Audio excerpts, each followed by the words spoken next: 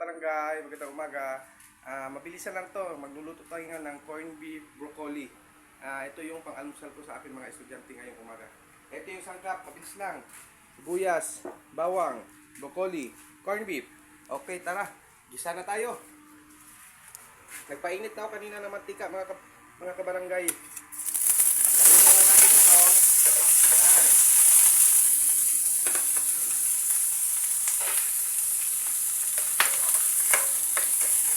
Natin mga kabarangay.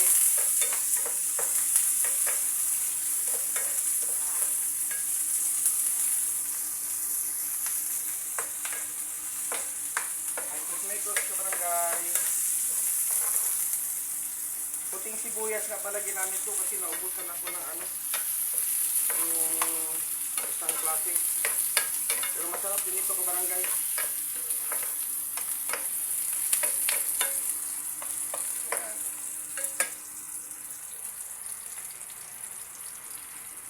Itong lutong ito kabarangay, pag nagmamadali ka, pagkain yung mga anak mo o papuntang school, ito na gawin nyo. Kasi mabilis lang talaga.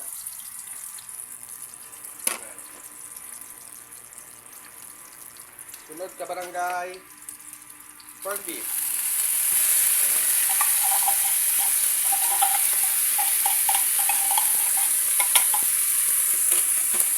Mekos kabarangay.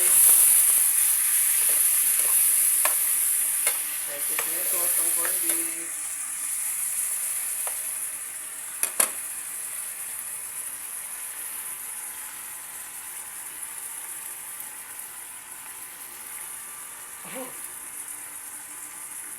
Yan, mekos na kabarangay.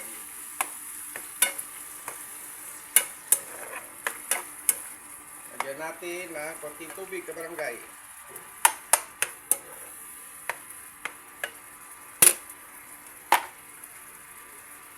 Konting ajinomoto.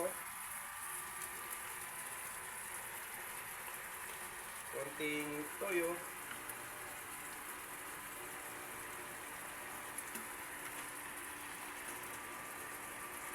Sunod natin kabarangay ang broccoli.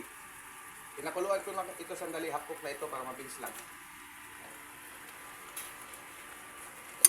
Mekos kabarangay. Mekos. Mabilis lang lutuin ito mga kabarangay at masarap at masustansya pa.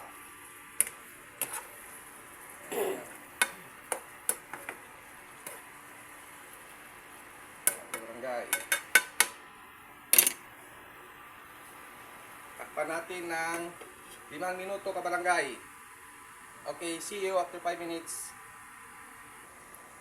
Okay kabarangay, we're back. Ayan, after 5 minutes, luto na ang ating corned beef broccoli. Ang sarap nito kabarangay, masustansya pa. Yan. Yan kabarangay, tignan nyo. Pag mabilis ang luto kabarangay, ito 10 minutes. Lapos na agad. 15 minutes.